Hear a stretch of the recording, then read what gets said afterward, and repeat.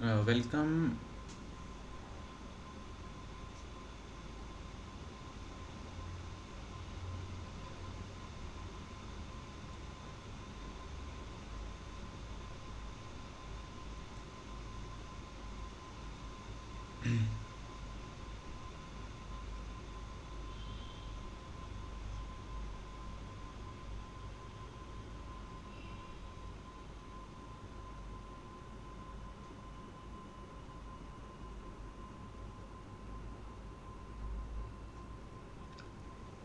Welcome everyone.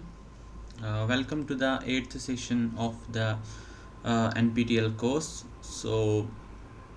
The name of the course is Advanced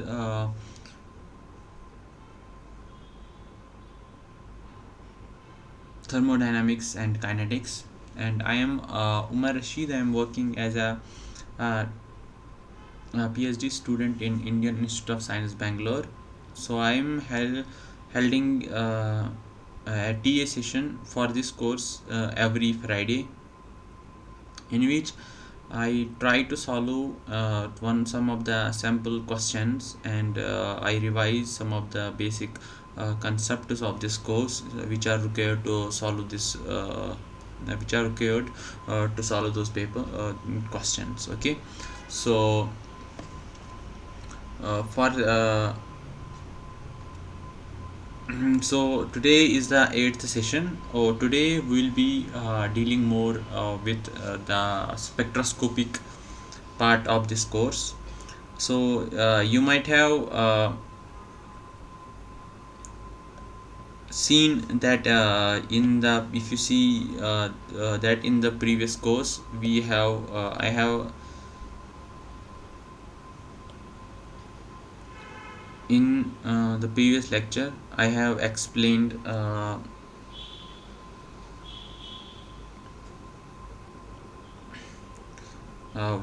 are the different energy levels, and how those energy levels because of the quantization that occur at the atomic level. Okay, and because that quantization we are able to see uh, what we called as an atomic spectra. Then once we go more to the uh, what we call it is as uh, to the fine structure of the spectra, we can see that we are able to see much fine lines that occur in the atomic spectra, and those fine lines occur because of the different states that are available in a that are possible because of a common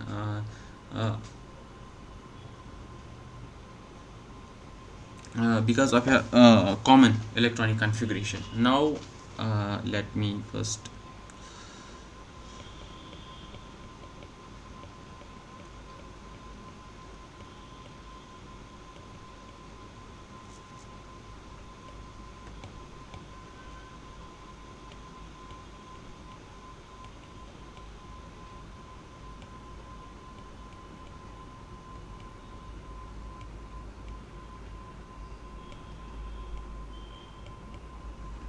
yeah. So in the previous lecture, as you might have seen, that if we have a particular atomic configuration, okay, so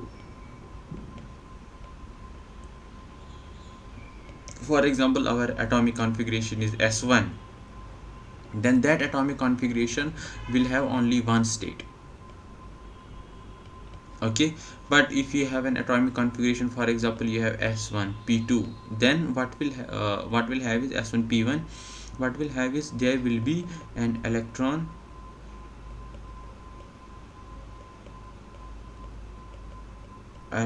interactions. Those electron interactions, they give rise to different atomic states. Okay, now I have told you how the different atomic status can be S, P, D, F, how the different atomic status can be represented. Uh, we call them as millikan term symbols. Okay,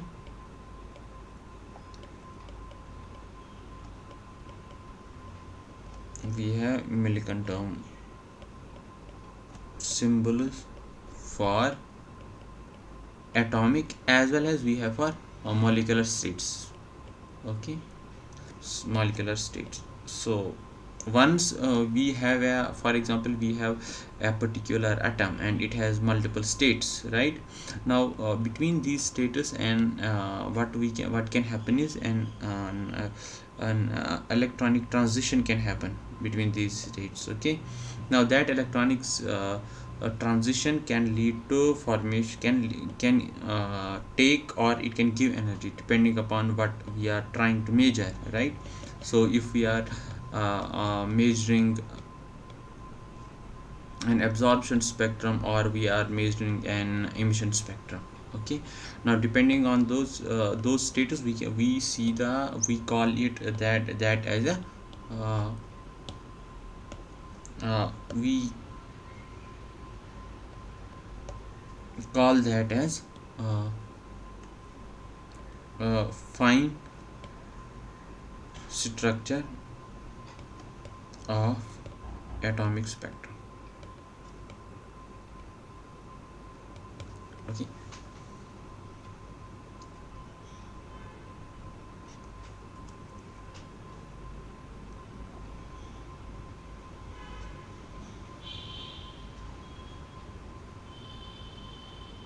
so fine structure of atoms. Now today, then I have told you that this also occurs in case of for example, if we take instead of atoms, we'll take molecules. So for molecules you have different electronic states, right? Then these electronic states, they contain vibrational states, and those vibrational states, they contain rotational states. Now corresponding to each of these status, we can have different types of the spectra. Okay, so first we'll see about a different and these are always related to one another. For example, a particular electronic state will have a number of vibrational states. Similarly, a vibrational state will have a number of rotational states. Okay, the electronic state, for example, for a diatomic, if I will take a simple a diatomic molecule. Okay,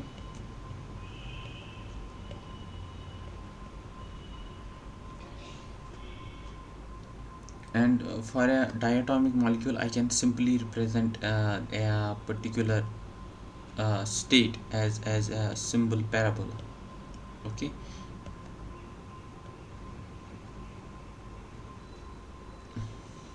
okay, and in that parabola there are different uh, vibrational states. Okay, so this parabola, this we can call it as an energy, and this we can call it as a some sort of reaction coordinate.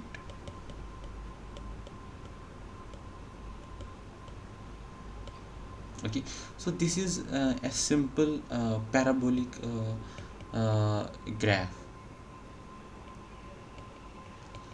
It does not exactly represent a particular energy state of a diatomic molecule.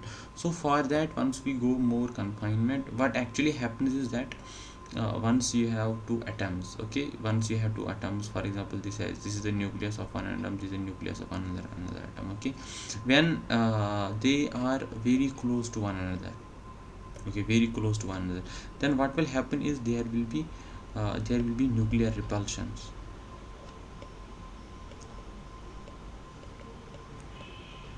Okay, very far from each other, there is almost no interaction, right? So these two, like configurations, they are not represented by a simple parabolic equation. Okay, so it is very then what we do is we can represent this by a more uh, refined potential called as a 6 mu potential. Okay, so the 6 mu potential is sort of 612 mu potential is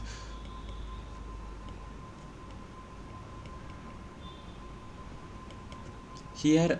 The energy of the interaction is depending upon some minus some constant value, for example a divided by 6 plus a plus b divided by 12. Okay, so you see that at very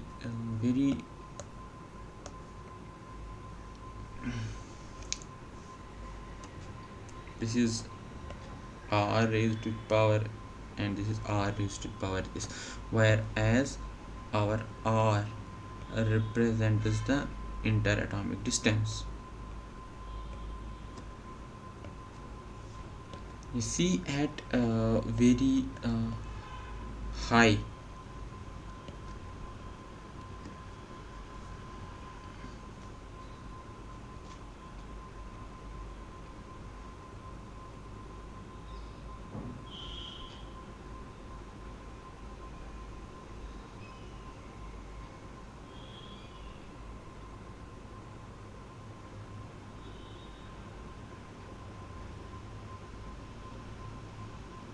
at a very high inter atomic distance, what will happen is the the r6 will be more, and then r at very low the r raised to the power 12 will contribute more. As a result, this will lead to a very high increase in the potential, and this will lead to this factor is because this factor leads to stability of a system, this factor leads to distability of a system. Okay, so this peak that is arising because of here, this occurs because of nuclear repulsions. Okay, the nuclear repulsions lead to increase in the potential of the sphere, whereas this is a nuclear coordinate.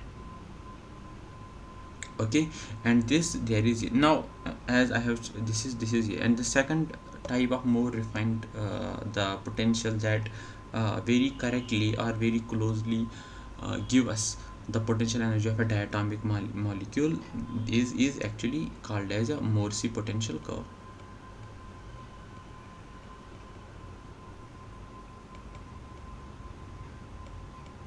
As I told you, the Morse potential curve, it correctly determines tells us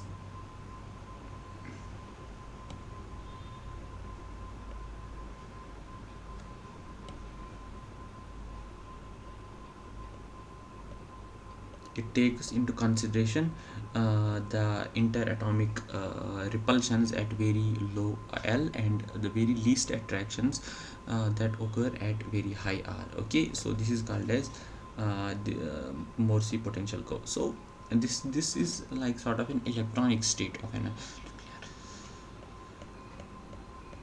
this is an electronic state of a diatomic molecule. In every electronic state, there are various uh, vibrational states, as I have shown here. Yeah, so this is the molecules we are considering about the electronic spectrum of the molecules. You see that in every for example, we have represented here the two states of a molecule. One is the uh, ground state, and second is the first electronically excited state. Now we hear that this first electronically excited state is actually shifted towards the right. So first electronic state is shifted. It is because once an electron goes from a bonding state to that of an antibonding state, it causes a instability in the system. So there is a decrease in the interaction or attraction between two atoms. As a result, they go little apart from one another. Okay, so that is why we see interatomic. That's why we see this state, the first electronic state is towards the higher nuclear separation as compared to that of the ground state. Okay, now you see in this as is represented correctly by the Morse potential curve. So we have a first ground state, and in that ground state there are various vibrational states you see here, and similarly towards the excited state has its own vibrational states. Okay, so in each of these vibrational status we have rotational states as well, as are represented as shown here. Okay, so the molecules exhibit electronic spectra from a transition between different electronic energy levels. These electronic spectra are more complex because they involve uh, transitions between energy levels which have different degeneracies. Okay, so these electronic transitions in a particular molecular system, it can be attained in a UV or a visible region. So we call this spectra as a UV visible spectroscopy. But if you want a transition in between the vibrational states as are shown here, that spectra we call it as a vibrational spectroscopy. And if we want a transition between the rotational states, that states are called as a rotational spectroscopy. Now rotational spectroscopy comes inside the microwave region, whereas the vibrational spectroscopy comes in typically in the infrared region. Okay, so because of this complexity of the molecular states, okay, because each electronic state have a different vibrational state, then each vibrational state have different rotational states, we have very complex molecular spectra. Okay, as a result we don't see a particular spectral line corresponding to a molecule, but instead what we'll see is we'll see a band.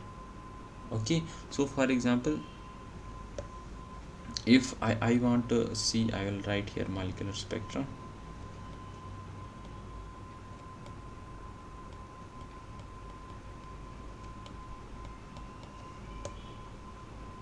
So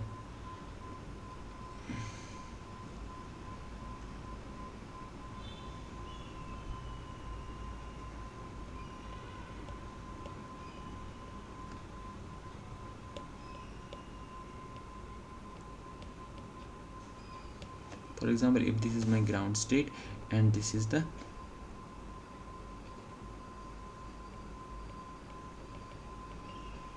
excited state. Okay, so these are the ground state vibrational levels, these are the excited state energy levels. This is the energy and this is nuclear separation. See, when we excite a molecule and we give it an external light, right?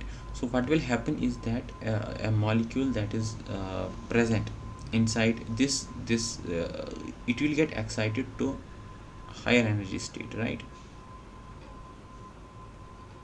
Okay, so it got excited here, right? Remember it, all the transitions they are vertical transitions that I will explain. This is called as a Frank-Condon principle. Okay, so one is this status, they come here, there is a least probability that this state can now it has happened here. Okay, but this state can also go to this. Similarly, this state can go to this state can go to this state can go to this. Okay, so there are different possibilities in which the particular, when we give a particular light, we can see. As a result, once you see the electronic spectra, it is actually a combination of a lot of we will say a lot of lines for a particular molecule. These lines, they represent a, for example, this is lambda, this is absorption. These lines, they represent a band. Okay, so we, this is called as a band spectra. So electronic spectra are like band spectra. Why? Because different transitions are possible for a particular one electronic state to another electronic state. So that as a result we see a band spectra. Okay, so and also it contains multiple lines. Okay, now going to the next, we'll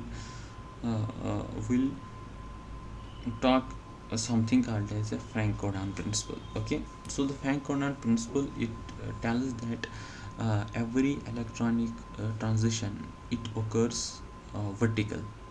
Okay, so what vertical means is that once electronic transition, they are actually very instantaneous. So once an you give a light to a particular molecular state, and the electrons will go very fast from ground state to that of an excited state. The nuclei will not have time to respond that fast. So as a result, first an electron goes from a ground state to that of an excited state, but this excited state is not the ground state of an excited. So this state we called as a thermally excited state, also called as a Thaxi state. Now after that state is coming, then this state can come to the ground levels with relaxation. Okay, so always a transition has to go from one electronic state to another electronic state with same nuclear configuration. That is what actually I have written here. The electronic transitions are essentially instantaneous, so there is no time for appreciable motion of the nuclei. So the transition appear as vertical lines with no change in the internuclear distance. This principle is called as Frank-Condon principle. Okay, sorry, 1 minute. So this Frank-Condon principle is the basic principle if we are talking about the electronic states.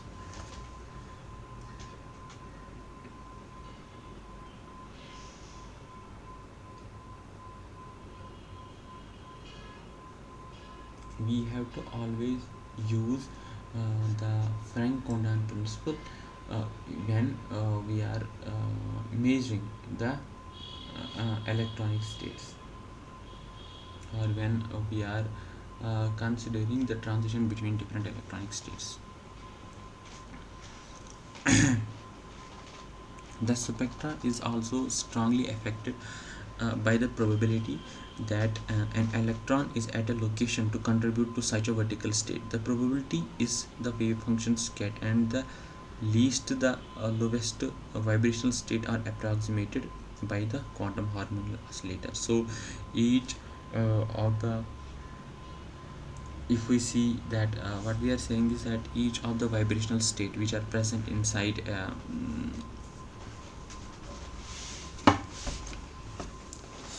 electronic state, they can be approximated by a quantum state. So how we tell this is, so I'll represent here. So we have to see the,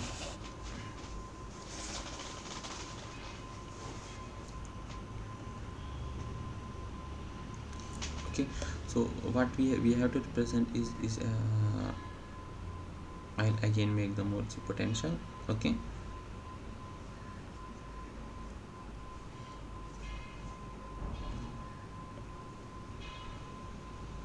so I have made a Morse. Now you have to remember that if we represent each, we this is,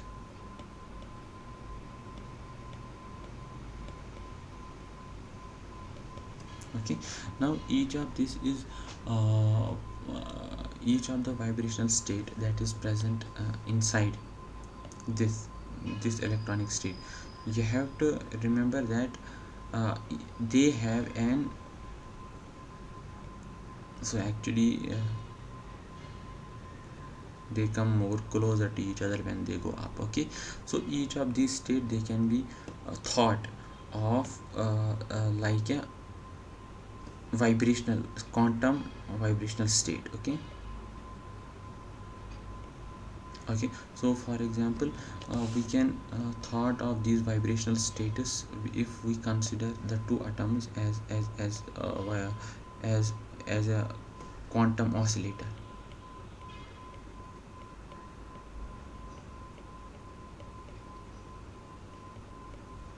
Okay, we know that the force between it will be 1 by 2 k x square by k is called as a, this is like classical where this is x is the separation between them. right? Sorry, this is the energy mu is kx square, and the F is equivalent to minus k of x. Okay, so each of these status, the energy can be calculated from the by considering that these the atoms are like as tiny balls that are bound to a spring, and the different states are formed because by considering the a quantum vibrational state. Now because of that quantum vibrational state, we can see that different energy levels can come. Like if we see the first energy state, the E1, for a vibrational state, what are the different energy levels? It will be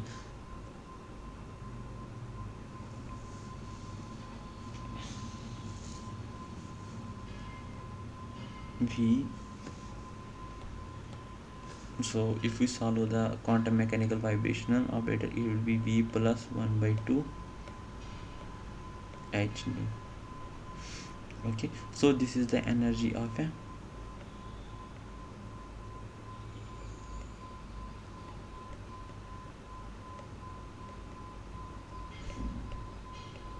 this is energy of quantum oscillator. Okay, remember it, this is quantized. Okay, so for example, this is E for a quantum oscillator. I'll just now we can see that what is the E1 equivalent to. It will be equivalent to 1 by 2 h nu. So this, even though a particular vibrator is the quantum vibration is at the ground level, it has always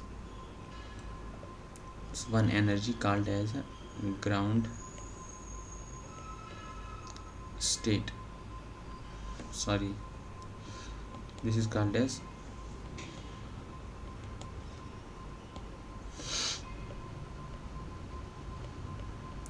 0 point energy.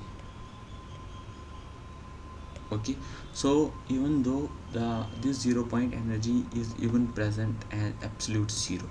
Okay, if we go uh, and this for V, the E has to be, sorry, E 0. Okay, now when V is equal to 0, when we go to the first vibrational excited state E1, it will be 1 by 2 plus 1 3 by 2 h nu. Similarly, we can go to V is equal to 2. The energy will be 5 by 2 h nu. So what actually we will get is, if we consider an harmonic oscillator, is we will have an equispaced energy. Okay, this is a harmonic oscillator.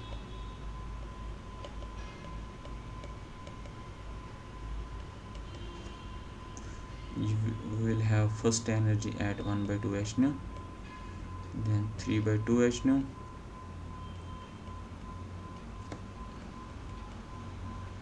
okay. So each of this is, the separation is h nu.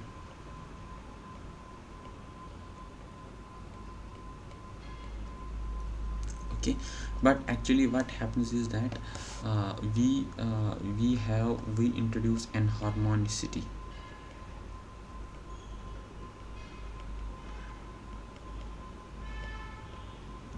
in quantum mechanical oscillator.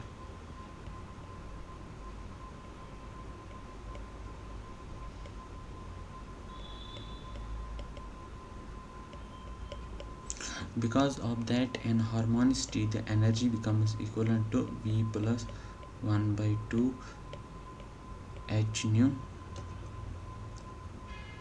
minus h nu x e V plus 1 by 2 square, where x e is an harmonicity constant. Okay, so because of that enharmonicity, what happens to the vibrational status? You have two vibration states, like the next one is closer, then next one is little closer, again closer, okay, then again closer. So what happens is that the delta E decreases as we go on increasing the as we increases. Okay, this is the what happens when the enharmonicity is introduced inside a quantum oscillator.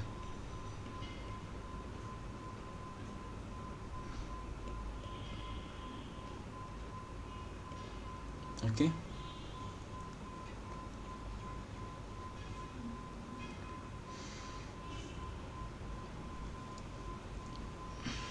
so we have explained enharmon. Now uh,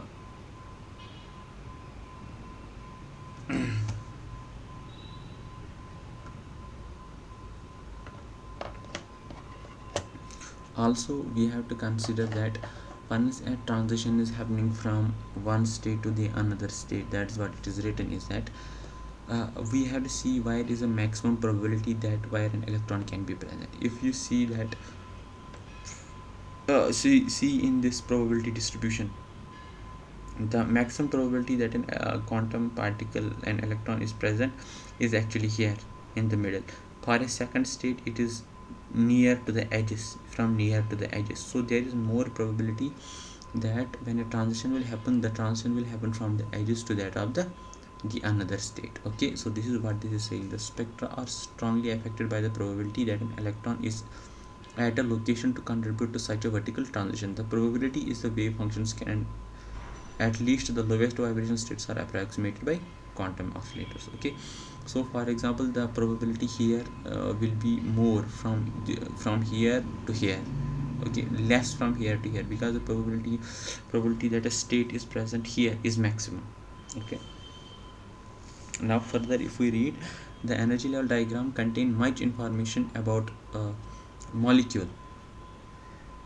When V is equivalent to 0, the ground state vibration state, it has the highest probability at the center of potential energy, well, as I have told you before. But higher vibration states, the higher probability is at the maximum displacement from the center, that means here. The transition above demonstrates one result of those facts. The center of the ground state is at the same internuclear distance as V is equivalent to one state of the first electronically excited state. So here, if we see, if we can say that here is a maximum probability once and exactly above vertically there is a state called as V is equal to one state. So once a transition is happening here, it will happen vertically, but it will happen from V is equivalent to 0 to V is equivalent to 1. The transition, so that means V is equivalent to 0 to V is equal to 1, transition state is highly probable and it produces strong spectral line. Transition that involve other vibrational states are also observed, but what will happen is that they are weaker. As a result, there will be decrease in the intensity. The illustration of V is equal to 0 to E is equal to 1 above show that it's a broader, which is partly due to the greater intensity, but also because there are many molecular rotational states associated with the vibrational state. Now inside these states we will also have rotational states. Now once the light is given, we will have a transition between different electronic states to different rotational states to different vibrational states. Now vibrational states will also impart broadness, and the rotational states will also impart broadness. So that is what it is written. The illustration of V is equal to 1 to V is equal to 0 to V is equal to 1 transition above shows it is being broader, which is partly due to the greater intensity, but also there are many molecular rotational states associated with the vibrational states, giving a band of many transitions close to same frequency. The higher inherent intensity makes more of the transitions visible and broadens the line. So this tells that I have told you about that why the vibrational no the electronic states are electronic transitions give very broad spectrum, because the transitions are not just electronic but they are both vibrational as well as rotational levels. Okay,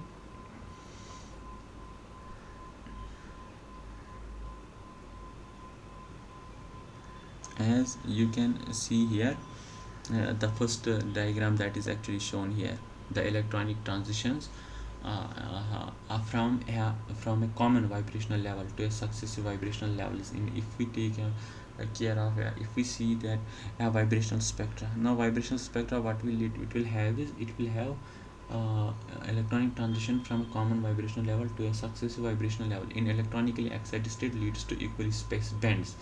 They are depicted as having the same color because of the separation of vibration level is quite small compared to that of the energies of the electronic transition. Now if you see that these bands, they are different electronical states we are getting. Okay, if we separate or we magnify upon those bands, what we will see is, we will see different peaks, that are different lines that occur because of the vibrational and the rotational states. And what we'll see is, as we go on increasing in the energy, the separation between these lines will go on decreasing. Now that is because as we go on increasing towards the higher vibrational status, as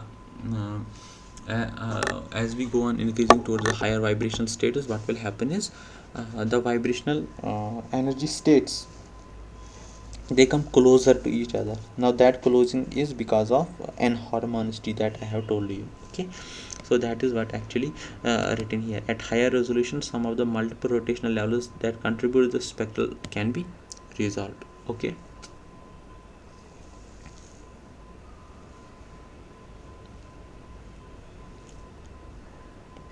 this is now this band is actually a depiction of multiple electronic transitions from common vibrational state in the ground electronic state to successive vibrational levels in an excited electronic states. There is no limit selection rule, so transition between many pair of levels can occur.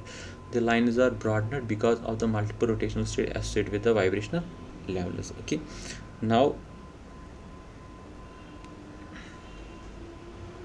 the representation above that is actually shown here was patterned after Taylor, Zeffiritos and Thompson's treatment. The section of an actual photograph record of such a spectrum at the right is from Bratt and attributed to J.M.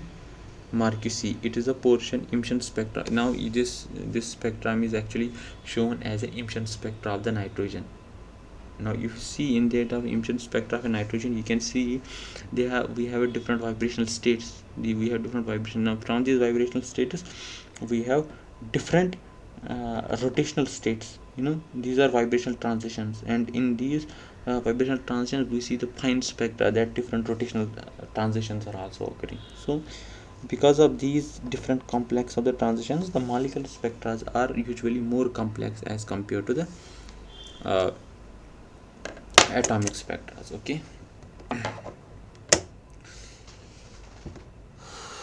okay, just 1 minute, we'll go towards the molecular fluorescence.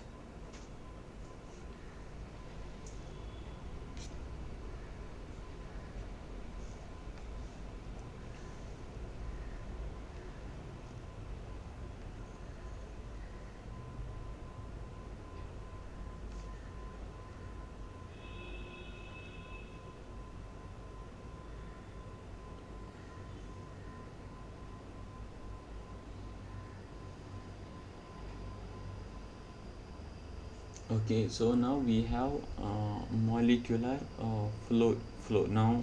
Okay,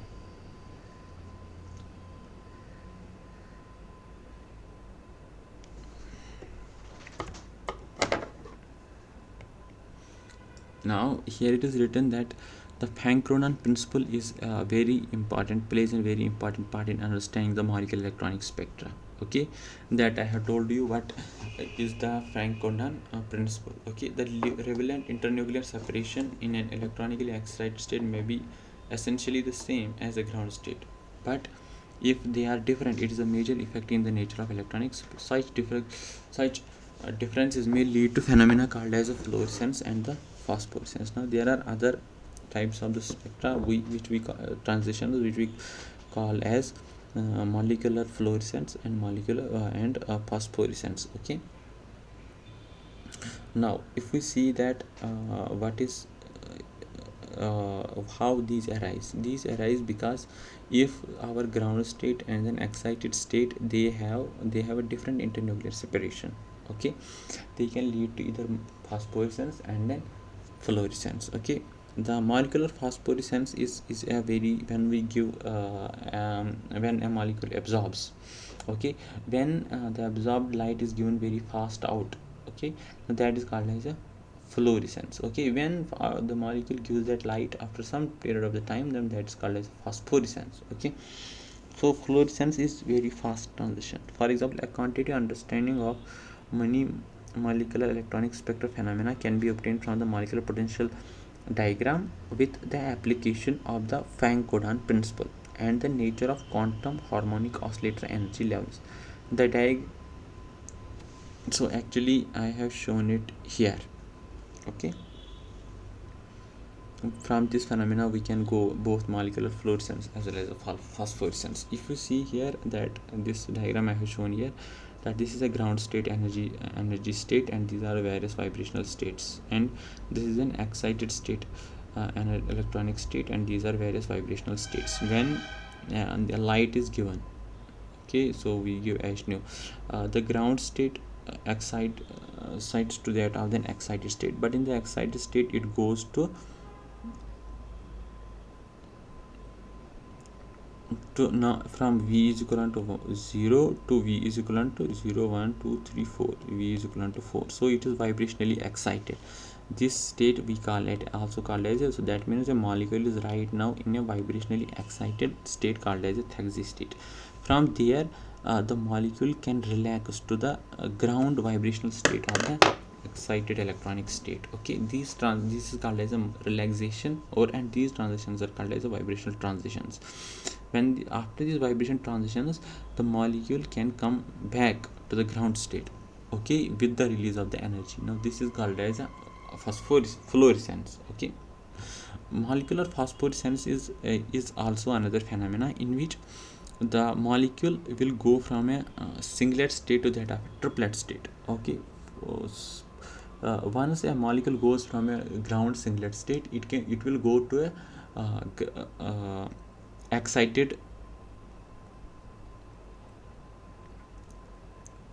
singlet state.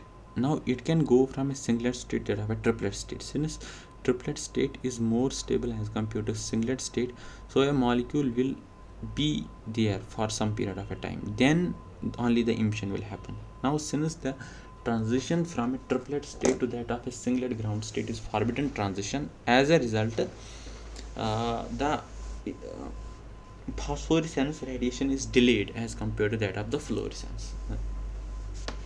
Okay, so this image is actually telling you how at fluorescence and phosphorescence can happen.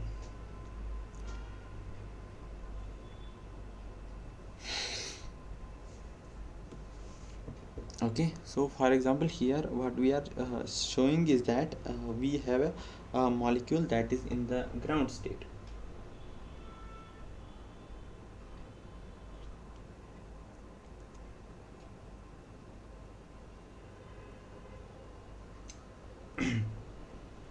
And that ground state molecule, it is going, it is in the singlet state.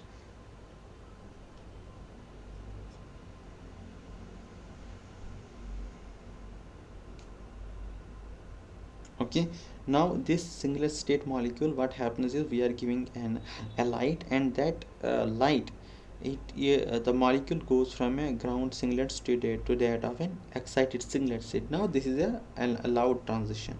What happens is that if there is a nearby triplet state that is present, the molecule can go into that triplet state also, like as is shown here, where it is showing the energy transfer to the triplet state. Okay, the molecule can come down from directly from a singlet to singlet state, and this will lead to fluorescence. But the molecule can give its energy to that of a triplet state, and then it comes back. Now this is called as a molecular phosphorescence. Okay, that is what is actually written here. The diagram that is actually shown here, it is a suggestion of Bézier to explain how the molecular phosphorescence can occur.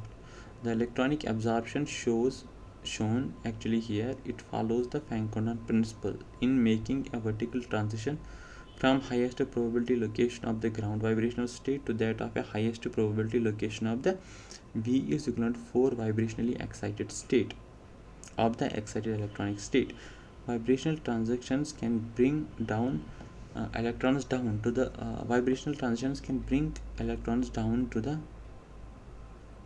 lower vibrational states, but in this case there is also a triplet excited electronic state. From V is equivalent to 0, the electron can make a transition to this triplet state, and the further vibrational de-excitation leaves it trapped since the transition to the ground singlet state is forbidden. Vibrational transitions can take the electron to the ground vibrational state, and this diagram shows a high probability path down to the V is equivalent to 3 vibrational level of the ground state by the Frank-Condon principle. The fact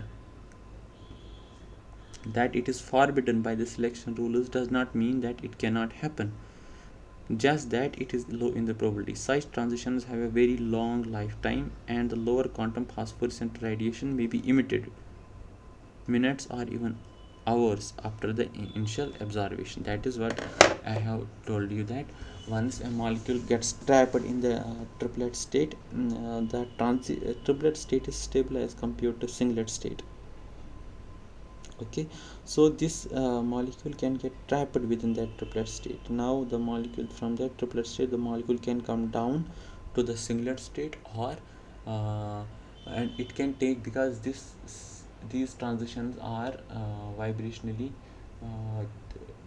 these transitions, what they are is they are forbidden transitions, so they will not happen fastly, they will take a lot of time. Now after that time, so as a result of the phosphorescence can come even after hours or minutes after the initial absorption has taken place. Okay, now we will go towards the rotational spectra. Okay, in the rotational spectra, as I have told you, that it occurs in the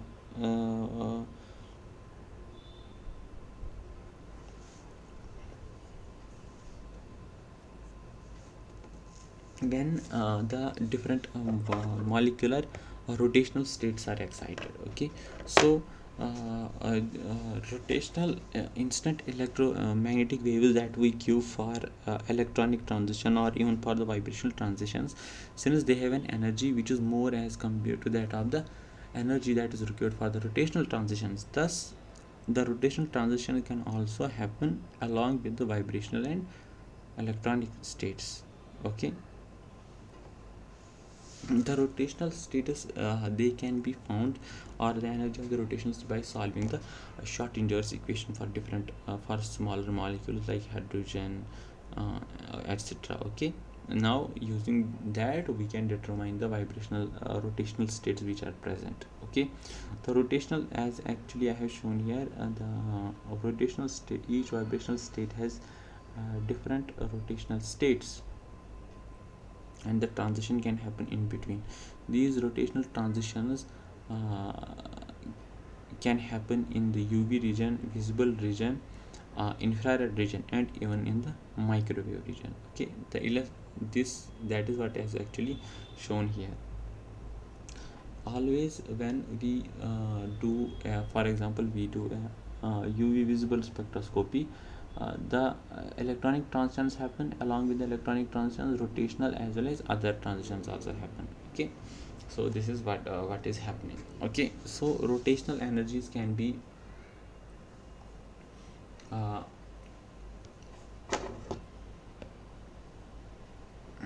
okay, so this is a small thing about the rotational states of an of different molecules. So rotational status, if we take see a classical rigid rotor.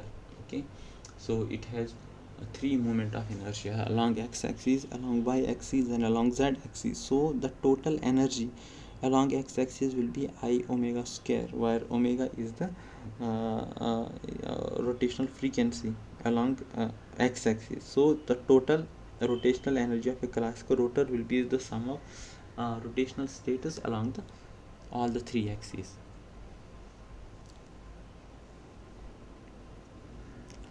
Here the I represents the moment of inertia along the x-axis, and in terms of an angular momentum we know that I multiplied by omega is equivalent to L. We can represent E as L square by 2I.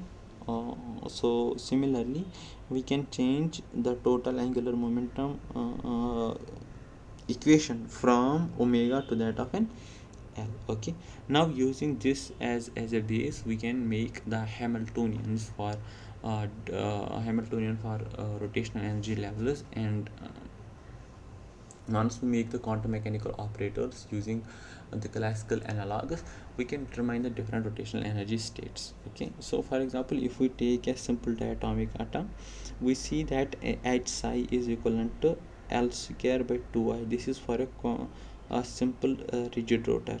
Okay, a quantum rotor, and the energy comes equivalent to that of a J plus 1 H naught square by 2I into psi. So here the I is mu r square, where I is called as a moment of inertia.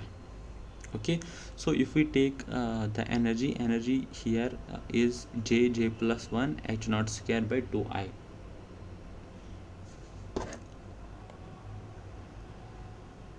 Okay, so then if we change that, what will be the, using this equation we'll see what will be the energy of a first rotational state. It is 0. Okay, there is no 0 point energy associated with the rotational levels. Then we'll take energy associated with the first level, it will be 2b. Then rotational energy associated with the second level, it will be 6b, 12b. Okay, so similarly that means as the rotational states are increasing, rotational quantum number, the vibration also the energy also increases. Okay, this rotational constant B is a very important parameter. Okay, and this B constant can be used to calculate the bond length in a particular, so from the spectroscopic data we can determine where the particular molecule is absorbing, and from that spectra we can correlate it with the B, and from the B we can relate that what is the interatomic distance. Though this is very commonly used, from the rotational spectra we can determine the atomic spectra, where B is called as a rotational constant. Okay, okay, for example, if now we'll take a rigid rotor. Okay, so here a rigid rotor that we have taken is HCl. Okay, and for the rigid rotor the selection rules are delta J is plus minus 1, delta Mj is equivalent to 0. That means the total rotational quantum number will change by 1, either increase or decrease, whereas the component of the rotational constant will not change at all. Okay, so what we'll see is that for a rigid rotor we will see that we have got a line, a same line that is present as a 2b. Okay, now why this occurs as a 2b is because if we have a transition, rotational transition from 0b to 2b, then from 2b to 4b, 2b to 6b. Okay, so what we'll see it as, we'll see multiple lines which are in a rotational spectrum, we'll see multiple lines which are separated by 2b. Okay, so yeah, we'll see multiple lines which are rotated by 2b. This is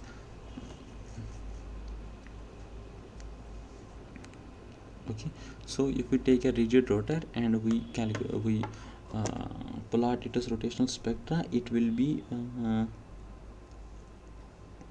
in equispaced lines which are separated by a distance of 2p. Now using that separation we can calculate the value of the b. The rotational spectrum of a diatomic molecule consists of a series of equally spaced absorption lines, typically in the microwave region of electromagnetic spectrum. The energy of the spectral lines are 2j plus 1b for a transition from j to j plus 1. For a real molecule like Xp, the successive transitions are a bit lower than predicted because centrifugal distortion is. Now this is for a rigid rotor, but if you take a normal, what will happen is that the as the we those lines they come closer to each other because of the centrifugal distortion. So as we rotate a molecule more and more faster, what will happen is the centrifugal force will come into play, and that will cause a distortion.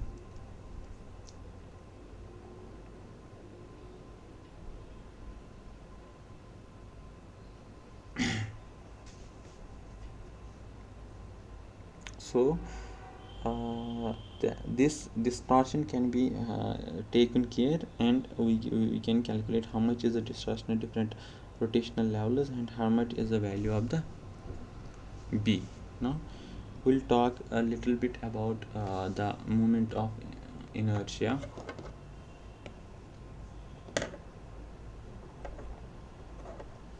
Okay, so moment of inertia is about the center of a mass. Okay, so the moment of inertia is if we have a rigid rotor which has two molecule two atoms with m1 and m2, and they are separated from the center of the mass by r1 and r2. So the moment of inertia will be given by I is equivalent to m1 r1 square plus m2 r2 square. Now from the center of a mass, now we know that from the center of the mass,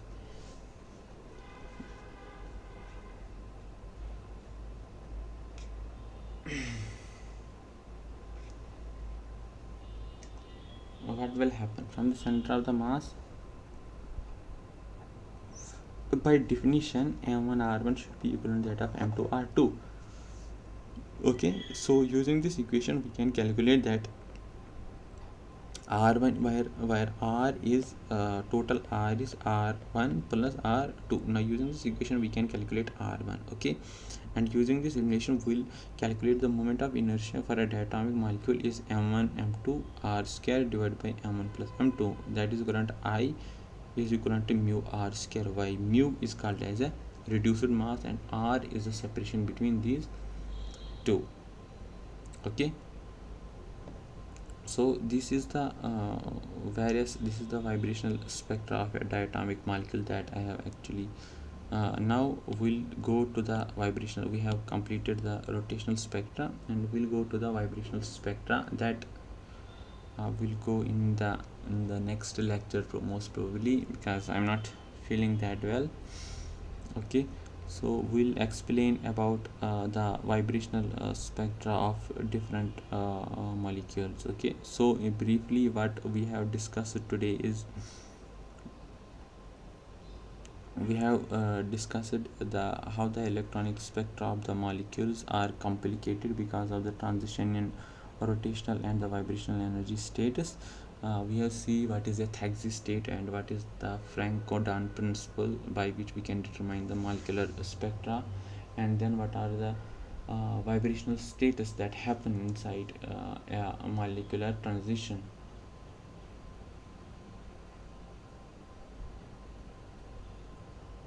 Okay, now I have shown you an example of N2 atom in which we can see the rotational levels inside the different vibrational transitions which are inside a single electronic transition. Okay, then we have seen that when a molecular fluorescence can come and when a molecular phosphorescence will come. The molecular fluorescence is an instantaneous transition.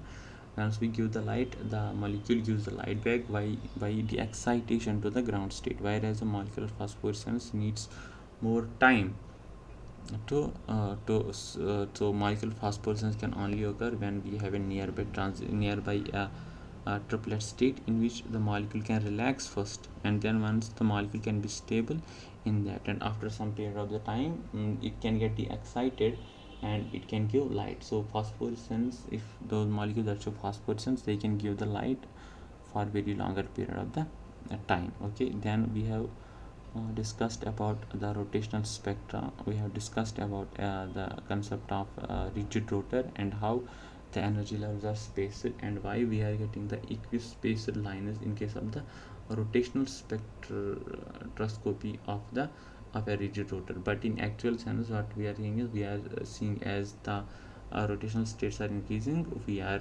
seeing a closely spaced lines. That is because of the centrifugal distortion of the molecules. When we rotate a particular molecule so fast, the centrifugal force will come into picture. As a result, the distance between them will go on increasing rather than decreasing. Now because of that increase in the r, the p will decrease, and as a result the separation will increase. Now I'm not feeling well. From next we will take the vibration spectra of the diatomic molecule. So today we'll end the meeting here. Thank you.